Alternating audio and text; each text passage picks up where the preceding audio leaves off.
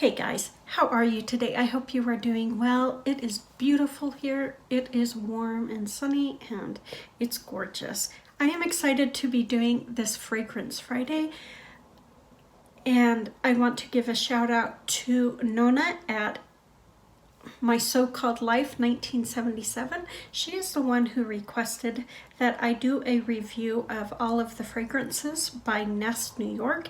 I am really excited to be bringing you this video today, but I'm also extremely terrified because this is a huge undertaking. I will give you my thoughts on them and how when I wore them, how it made me feel, what I got from it, and you guys will see how when I am testing perfume, how my brain works, because I don't look at the notes until I'm starting to compile everything here so I can talk to you about it. I don't look at the notes that they are, and so I have things like soapy and floral and woody, but I don't have any breakdown because I'm not a nose. I don't really know those things. And so you guys will see that. It's kind of, I find it humorous how I do it, and I really found it humorous when I was putting those thoughts down onto paper instead of a more cohesive thought. So I'm going to stop yakking and tell you guys about Nest New York. Nest New York was launched in September of 2012, and if you have ever seen a Nest bottle, they have this beautiful glass with a black background and the floral print on the inside of the black background. Though these bottles were inspired by the 18th century British artist named Mary Delaney. She was famous for making paper cutout mosaics of plants and flowers. So that is what inspired these beautiful, absolutely stunning bottles. Each perfume bottle has a reinterpretation of Mary Delaney's artwork. And the artwork for the Nest bottles is done by the Russian artist Alexander Soloduko.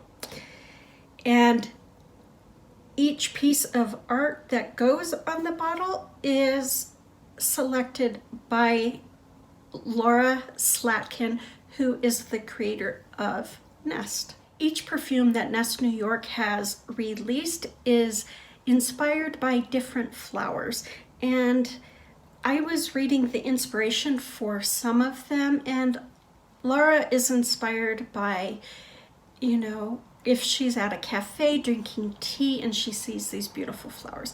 So it's how she has taken in something in her life and has reinterpreted it into a perfume, which I think is just absolutely stunning. For someone who is not a nose, I think that is just a beautiful way to interpret the world around you. Now, Nest Fragrances has released 15 fragrances in total. They also have the Body and Soul collection, and I could see that they have released 6 in that line. There may be more, but I visually saw 6. They also have body care, home care, and accessories on their website and in some other locations as well. So they're not just fragrance, but they're about making your house a home, making the world around you a beautiful place. In 2012, Nest New York released 3 different fragrances. They released Amazon Lily, Passiflora, and Midnight Floor. Now, Amazon Lily has the notes of lime, bergamot, tangerine, lily, driftwood, and white musk. Passiflora has green notes, passion flower, hyacinth, and lily of the valley. Now, I do not have those 2 fragrances, But I do have Midnight Floor, which is one of the 3 that was launched at the start of Nest New York. Midnight Floor is described as woody vanilla by Nest, and that its mood is to seduce. The notes are jasmine, vanilla orchid, exotic woods, patchouli, and black amber. So when I smell Midnight Floor, it is very sweet, almost gourmand. It has this really beautiful vanilla, a full-bodied vanilla, like a darker vanilla, one that akin to Mexican vanilla. That's the only thing I can really say it smells like. It's just a little sweeter, has more depth, more body to that vanilla versus just vanilla extract that you get from the store. This masculine soapy quality that I get, I would have swore there was bergamot in here because of that. I mean, there's just a bright note that kind of cuts through that sweet vanilla and gives it a soapy masculine quality. So I was surprised that bergamot wasn't in here. I find a juicy, exotic, fruity note. So I guess how my mind thinks of it, you know, something that's really thick and unctuous, kind full-bodied. Think of, you know, when you sink your teeth into it, it's really thick and fibrous, I guess. So I'm thinking of mango or passion fruit, papaya, those kinds of things where it's sweet and unctuous and it just kind of runs down your face. That's what I'm thinking of when I say this juicy, exotic, fruity note. And there's such a dark depth to this fragrance, and that dark depth is there throughout the whole perfume. I find it to wear very warm on the skin, which you will find that I say often. These fragrances have a projection throughout their whole song and dance. They don't stop projecting. So when I'm saying they wear warm on the skin, I'm not saying they're wearing close to the skin. I'm saying that they have this depth to it. There's no brightness to it. So that's what I mean by wearing very warm on the skin. When we move into the middle, I find the middle to be woody. There's also that really exotic juicy note in there, but it's not so fruit-like as it's turning into a floral. So it has more of a softer powdery note. There is a smoky quality at the end of the middle that makes that vanilla, that's that dark vanilla that I said is always kind of present and accounted for in Midnight Floor. That smokiness mixed with that dark vanilla makes the scent almost gourmand-like in the middle, but it's not a smooth gourmand. There is an edginess to Midnight Floor that just never lets this go into a gourmand, so it kind of keeps it more exotic, more oriental, I guess you could say. It's not oriental in that it's those dark florals of an oriental, but I would say this is more of an oriental than a gourmand. That's what I would say.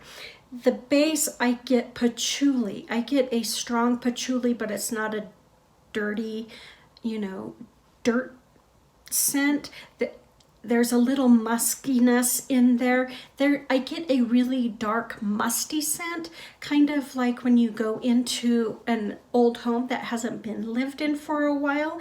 It's not dirty, but it's dusty. That's kind of what I get from it. So it's got that really musty smell that from settled dust. So that's kind of what I get. And I also get this almond note. I don't know if the almond note comes from that black amber. I don't know. I don't even know what black amber smells like. But I get this almond note at the end that's really pretty. Very, just softens up that patchouli and that mustiness and really adds a delicious quality to that vanilla that I smell throughout Midnight Floor. So this one at the beginning I don't find seductive at all, but I do find that this would be seductive as it dries down, because it does get very dark and has a little spice to it. Not a lot of spice, but it has a little something something there that really makes it mysterious. In 2013, Nest released White Sandalwood, and it is a men's perfume. I do not have that. It's described as a woody, spicy perfume. It has sandalwood, spices, white musk, and almond. From the notes, it sounds divine, and I wish that I had smelled it at some point, but I never did. But it sounds amazing. Dahlia and Vines was also released in 2013. Dahlia Vines. Oh, Dahlia Vines. Dahlia Vines is described as a rosy floral by Nest, and its mood is to enchant. I totally agree. The notes are peony, narcissus, rose, and white musk. Nest also lists the notes of daffodil and dahlia and the essence of garden vines. And I'm glad that I read that, because when I put this on, first off, let me back up. Dahlia and Vines, total floral perfume. It is floral out of the gate. I get a hint of rose at first, and that rose starts to build up, and it's a young rose. It's not an older rose. There isn't a powderiness at the beginning. It's really that sweet rose. You guys know what I'm talking about. When a rose hasn't quite fully bloomed, it has a sweetness about it. That's what you get at the beginning. And I am not a huge rose lover, but it is darn pretty.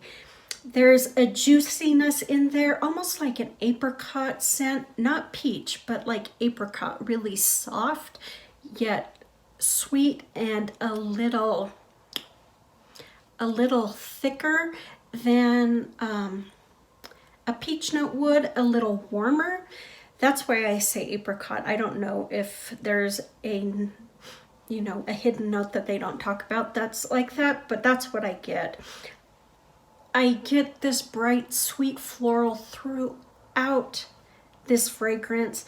There is a woody note that really comes into play as it gets warm on your skin. There's a green note in there that is just beautiful. It really gives like a floral garden scent profile. How you've got the earth and all the vines, and you've got the flowers that are blooming. That's really what I get in the middle. That really beautiful bouquet that you get just sitting in a flower garden. That's what I get. Now the dry down is creamy, almost pina colada like. That's really what I got from it, was this sweet creaminess with a hint of something in there that was just pina colada like, but it also is very powdery. The dry down is, it is soft. It wears very bright throughout. It never gets overly warm. Even in that dry down, it has this brightness to it, and that's why I say it's kind of pina colada-esque, because there's a brightness to that creaminess that just really makes it pretty, and kind of a sweet floral at the base.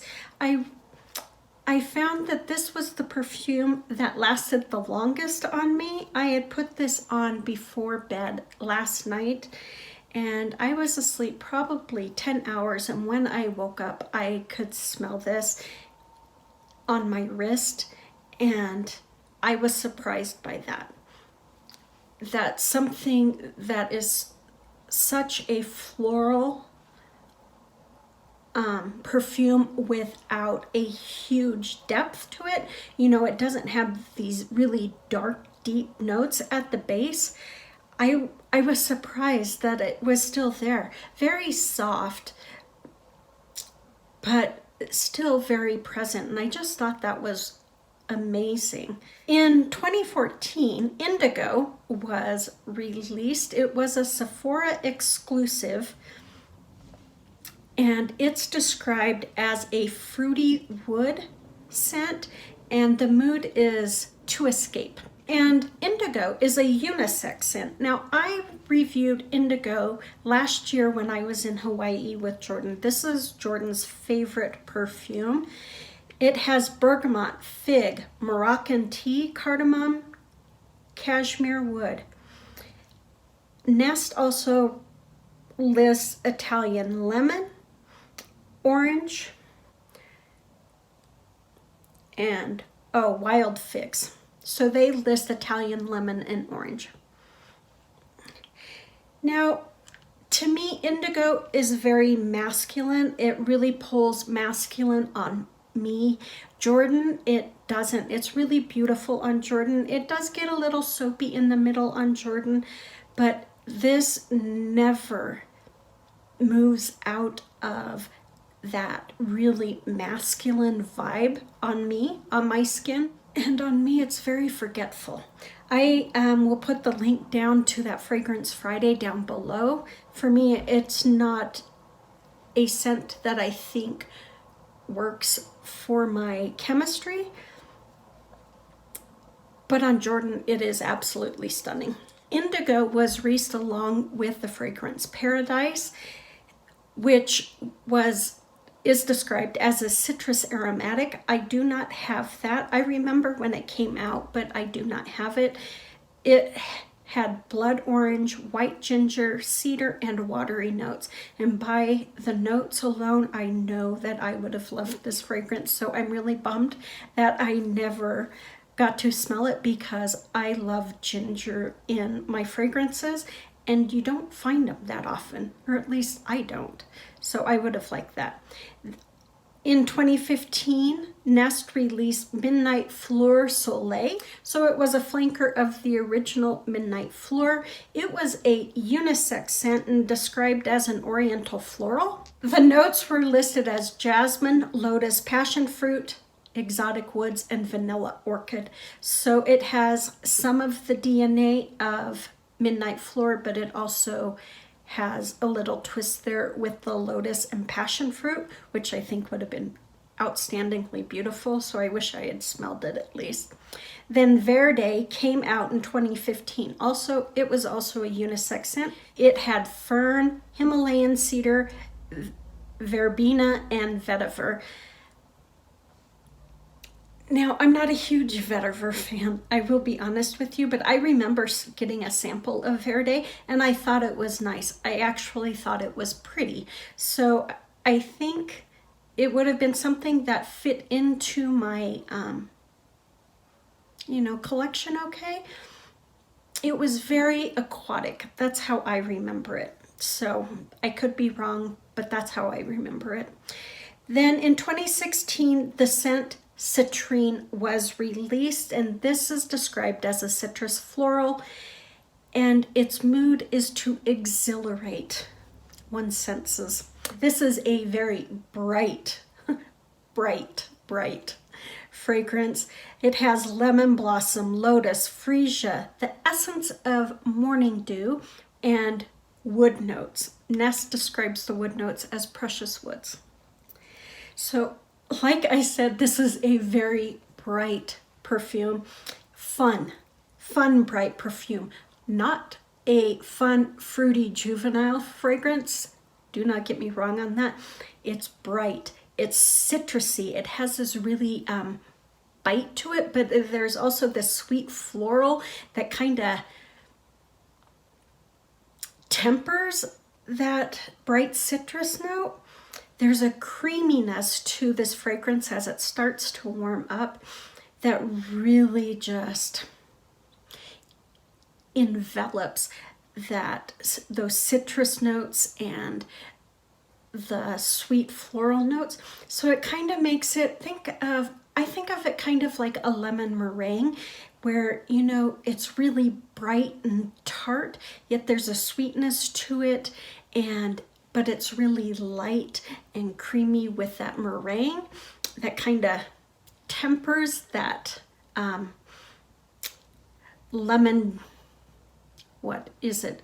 Gelatin-like. It isn't gelatin-like, but that creamy lemon filling at the bottom. That's kind of how it makes me think. When you get to the middle, what I got was this really wet floral. So it started to bring in a dampness to it onto that bright, sweet floral that we had at the beginning. Very aquatic. This is sweet, this is really weird how I'm describing this. I get a really sweet note, but it's almost a swampy sweet note, but in a good way. That's exactly what my notes say here. It's sweet, ... almost swampy, parentheses, in a good way. And it's true, because that aquatic note is really a heavy presence. They call it a dewdrop or morning dew. I find it more like the marsh on the side of the river. I don't know what the marsh is like in any other place, but on the side of a river, when you get the spongy quality of the earth, and so as you're walking through, you get a little dampness that comes up and a little earthiness. Yeah, that's what I get. But it's mixing with that floral note, that creamy note. So it's nice. It's nice. This is one of my favorite scents. Again, surprising that it's one of my favorites. As it moves into the dry down, I was surprised, and I put the word odd move. It went into a light floral at the base. So in that dry down, there's this light floral that just is kind of sitting in the background, kind of tickling your senses, which I think is different. It's not the norm, and that's why I have the words odd move, because that it is not something you expect. It's very soft, it's very sweet. There's a floral presence there that I was talking about, and there is a powdery note to it, which softens that, it softens up that sweet floral that I've been talking about, but that light floral presence blew me. I expected something kind of a little darker, a little deeper, because it was moving, through those aquatic notes and getting kind of earthy, kind of swampy. It's a terrible way to describe it, but getting that, and then all of a sudden we've got this light floral just at the base, kind of smoothing it out, settling it down, and just saying hello. It was nice to spend the day with you. Citrine is very, very different, very distinguished. No, that's not the word. It's, I don't know how to describe citrine. It's different. It's exotic in that it's not exotic, but it's exotic in that it has this temperament of a floral that flirts with you. 2016 also brought the black tulip fragrance. This is described as a fruity chyper with the mood of seduction. The notes are plum, pink pepper, violet, and patchouli. Nest also says there's jasmine and black cherry in this fragrance as well. Now, when I first put this on, I get a men's cologne. I do. It's really spicy. It's very peppery. And I'm not talking pink pepper. I'm talking very like a spicy pepper. I get this rich unctuousness to it. I described it as dark, exotic, juicy, and then I put question mark passion fruit. My guess is it was the plum. There's a bitey note in there, but it's very unctuous. So it's very thick. It's very, very thick, very heavy on the skin.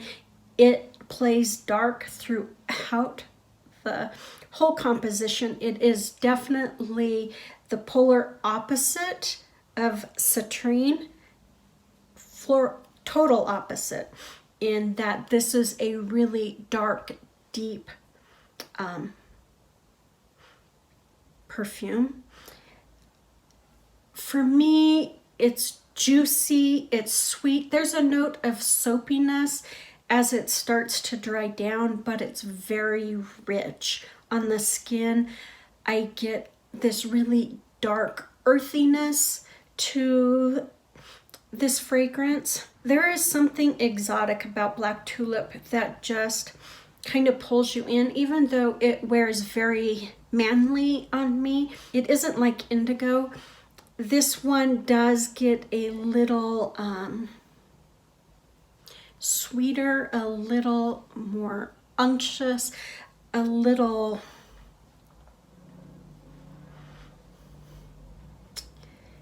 fruitier than indigo, where indigo stays kind of masculine, kind of bitey, kind of soapy on me the whole time. This one definitely is masculine and has that soapiness, but it's got those sweet, juicy notes in there that just livens black tulip up to make it not so mannish on me, if that makes any sense. If it didn't have those sweet accords in here, those fruit accords in here, black tulip on me would definitely be more along the lines of indigo, where it pulls to masculine. But this is dark, and I find it feminine. Even with those masculine qualities, I do find it feminine, and I find it something that I would wear on a date.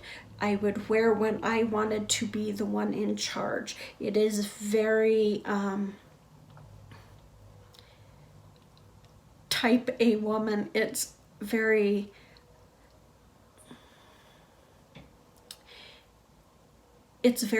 bold and has a toughness about it, with an underlying femininity that just, is that chief executive officer that sits in the corner office and is in charge. It's the female cop who's riding the beat and taking no guff from anybody she encounters. It is that mom who takes her kids to daycare and to school and picks them up in the afternoon and makes sure they have snacks and quality time with her and her significant other, if she has one, and makes dinner is mom, is dad. She's the tough one. That's what Black Tulip makes me think of. A really strong, tough woman. That's probably why I like it. I was a single mom. We go from 2016 all the way to 2018 when Nest released a unisex scent that is described as a woody gourmand, and the mood is to be seductive, and that is Cocoa Woods. Cocoa Woods has the notes of cacao, sequoia, sandalwood, tiar flower, and ginger. When I put this on, I had to wear this one more than just a few times. When I sniff it out of the bottle, all it is a men's cologne. That's all it is to me. There's a spiciness, there's a chocolate note, there's like a bergamot, a spicy citrus note in there, but very, very masculine scent. So I had to wear this quite a bit, obviously, to really get my thoughts, because all I kept thinking in my mind is, I can't wear this. I can't wear this. Kind of like indigo, where, it comes out, it's masculine on me, and then I forget about it. This one, it's not so I forget about it. It's just really hyper, if you will. So as I wore it more and more, I started to get some notes off of it that weren't just masculine. I got cocoa. I got a creaminess to that cocoa, almost like a chocolate milk, if you will. Very masculine with a hint of citrus. And I put question mark because I was wondering if there was a citrus note in here that was making it pop like that. In the middle, it becomes really smoky, where it is hard to pull notes out. I got a really heavy smokiness that wasn't unpleasant. It's just really present, but also a bitter note. And I don't know what that bitter note is, but it cut through that smokiness. So it was that smoky quality kind of smoothed it out so it wasn't so biting. But I have no clue what it was. Weird note. I will say that, weird note. It's really deep and dark, yet sweet at the same time. And I don't find it pretty. I don't find the scent pretty at all. But I find it very structured. I find it hypnotic. So yes, I have come a long way. I put this on before I took my shower this morning, and when I got out of the shower, I could still smell it. Now, it was extremely soft, mind you, extremely soft, but I could smell it, and that surprised the dickens out of me. I mean, who would expect a perfume to last through a shower? And it's not like I just jumped in and out. I used a body scrub, then I used my body wash. You get it? I was scrubbing. So, yeah, I was surprised. Very powdery at the end as it settles down and gets past that smoky, creamy quality. I don't even know how to describe it, that note, but there's a powderiness to it that kind of soothing, I guess you could say. But the scent is not, I can see how this is a unisex scent. There is nothing juvenile about this scent. There is nothing playful about this scent. I would have not agreed with the gourmand except for that cocoa in there, along with the creamy goodness.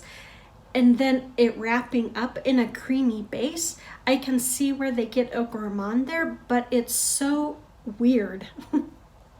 It is so weird with that smoky quality, you know, that spicy, woody, smoky quality. So it's different. It's playful yet exotic. It's hard for Cocoa Woods, totally different. You have to be into unique fragrances for Cocoa Woods, or more masculine scents, but definitely full-bodied fragrances. Cocoa Woods would be your number if you were into those. In 2018, they also released Wisteria Blue. Now, Wisteria Blue is described as a watery floral, and its mood is to enchant. I want to say that this is my favorite fragrance, and I don't know why. It's not my typical fragrance that I'm really drawn to. The notes are wisteria, jasmine, Bulgarian rose, and watery notes. So this is very aquatic, a very heavy floral presence. There's nothing fruity or sweet about it. That's what I say. Those are my straight up notes. There's nothing, and it's true, there is nothing fruity or sweet about this. This is a straight up floral balm. It is an old-fashioned floral, so it isn't, don't think of when I say it's a, you know, total complete floral balm. It's not flower balm. It's not, it is light yet those aquatic notes really kind of keep it a little bit loose, but also a little bit grounded. This is exactly what I say in my notes. It's not dark, it's not light, it sits heavy on the skin with a lightness to it. So when I say it sits heavy on the skin, it doesn't sit dark on the skin like some of these other ones, like say Midnight Floor. It's not dark, there's a lightness to it, somewhat of a brightness to it, but it sits heavy in that it just really grounds, it really holds its own there. It's not like lifting and moving and ever changing. It is just a floral beast with all these watery notes in there that really make it kind of lightness, gives it a lightness.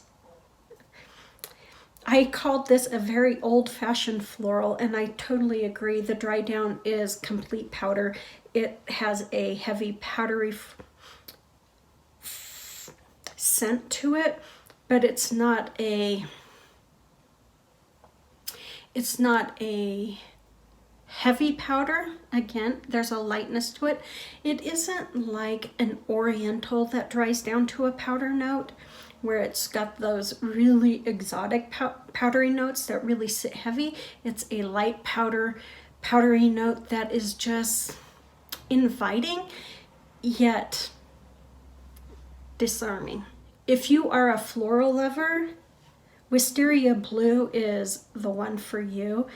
I'm surprised that I like this as much as I do. It's different. It's exotic in that it plays with those watery aquatic notes so beautifully that it gives it this lightness that obviously can't be described. In 2019, Nest released Wild Poppy, and Wild Poppy, I got a couple of samples of Wild Poppy and I fell in love. I actually tried this on in the store when I was picking up my clean fragrance that I had gotten through my sampler pack, and I almost bought it. I almost did. I held off, and you know, I wish I hadn't. It is described as a fruity floral, and its mood is to enchant. There's the notes of pear, raspberry, apricot, jasmine, and Grass Rose. I don't know what Grass Rose is. I'm going to have to look it up. I was going to and then I didn't. When I was wearing this, I get a peach note, and there's a question mark next to peach because I'm not quite sure what that note is that I'm smelling. It's a little green, it's watery, it's very fruity and thick juiciness. No kidding, that is what I said. I don't write in sentences when I'm taking notes, obviously. I get a really edgy quality to Wild Poppy, but I can't pinpoint what makes it edgy. I have no clue. It's really unctuous, really fun, but not a flirty fun, not a juvenile fun. I also put there's a wet floral note, which is funny considering I had said watery another time.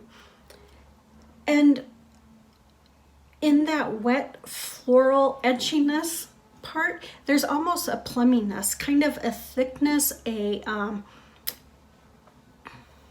really fleshy, dark, fleshy quality to it. So it starts out really bright, very fruity, very fun, very floral, and then it starts to get a little dark on me. It gets a little edgy. It has a lot more depth. It has a thickness to it that is just gorgeous. And when it dries down, it's not smooth at all. There's nothing smooth about this. It's more vibrant, it's more exciting, it's not delicate. It's not like Wisteria Blue that has this delicate powdery base. It has like a full-bodied quality that just kind of holds it, a little creamy, a little mysterious, a little earthy, that kind of grounds it. But it's still got a little flirtiness from the fruit that is playing in there, that dark fruit. It's a beautiful scent. It starts off bold and in your face, and in the base it's bold and in your face, but it's a dark bold. So it kind of runs the gamut from bright to dark, but is always ever present. All of these are, like I said, these are not ones that when they don't wear close to the skin. They wear deep or light on the skin, but not close to the skin. Of course, after your shower, it wears close to the skin, oddly enough, but they all have this thicker base that just kind of plays with you and tickles with your senses, that just makes it fun and different than your normal fragrance. That's how I see it. The last fragrance that Nest has released to date is Sunkissed Hibiscus, and it was released in 2020. It caught my eye when I was perusing Sephora during the spring VIB sale. Before I saw that it was in the full kit that I got all these small roller balls in, I almost bought a 30 ml of this just because of the notes. It is described as a fresh soliflor, which I'm assuming solar floral. It's also described as an oriental floral, and the mood is mellow. It has frangipani, coconut, orange blossom, gardenia, tuberose, and amber. Nest describes the notes as layers of classic white florals, the tropical frangipani, and a creamy coconut accord. The notes are something that I would love. I am glad I did not buy a 30 ml of Sunkissed Hibiscus. While I like it enough to use this roller ball, I'm not the biggest fan of this fragrance. When I sniff it out of the bottle, it is straight up sunscreen. I get a little coconut. I get the frangipani in there, it definitely makes me think exotic. It makes me think Hawaii. It truly does. The warm, wet air, I really get that. The heat, you know, you have sunscreen on, so I really get the sunscreen, but kind of like the scent of your body from the sun warming up, you know, your skin, and so it's projecting that sunscreen smell that you have from wearing sunscreen, I would hope. There's an odd note in there that plays throughout the whole fragrance, and my nose doesn't like that odd note. It's somewhat manly, quite soapy. There's a smoothness to it from that coconut, that creamy coconut, rich gourmand notes that you're getting. That smoothness is there along with that soapy odd note. And my guess is it's the tuberose. I don't get along with tuberose all the time. So that's what my guess is, but I'm not sure. I also describe this as a warm floral. It truly is warm and rich, exotic. I get an amber quality at the end, kind of nuttiness at the end, but I'm not a fan of it. It's fine, but like I'm sniffing it here and it's giving me a headache. None of the others have given me a headache, but this one has. There's just something about it with that note that sits in there the whole time that just really puts me on edge. So they're describing this as a mellow perfume, and I would say if that odd note wasn't in there, it definitely would be a really mellow, sit back, relax kind of fragrance. But with that edginess, no. It doesn't scream mellow for me, on me. It wears really rich on the skin, very creamy, very pronounced. But Sun-Kissed Hibiscus, what I thought would be one of my favorites, is one of my least favorites, unfortunately. I find the Nest fragrances to be just, for an overall word of not knowing what to say, I find them to be exotic in that they break the norm. They're not cookie cutter like you get from some other houses, fragrance houses. They are unique and different and exotic, and they're worthy of attention. They are great. If you like a bold fragrance, Nest fragrances are perfect for you. Now, if you don't like a bold fragrance, if you like ones that are very soft on the skin, you know, that are just kind of there but not there, these are probably not the scents for you. These definitely wear bright and bold throughout. You don't have a skin scent with any of these. They are definitely projectors. So keep that in mind in case you like just a soft fragrance or need a soft fragrance. These definitely aren't them. So these are my thoughts on the 9 fragrances that I have from Nest, or that I was able to get my hands on through Sephora. Are there any ones here that you have tried, that you own, that you love, that you hate? Tell me your thoughts down below on Nest fragrances. Do you have the ones that I didn't talk about? What do you think about them? Do you like them, hate them? What do they smell like?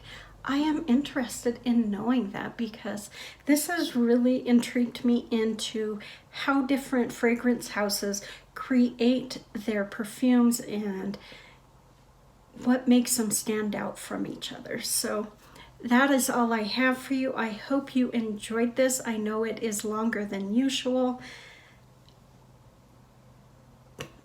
but I had a really good time reviewing these 9 fragrances from Nest. You guys, please take good care. Be safe. be smart, and I will see you on the next one. Bye.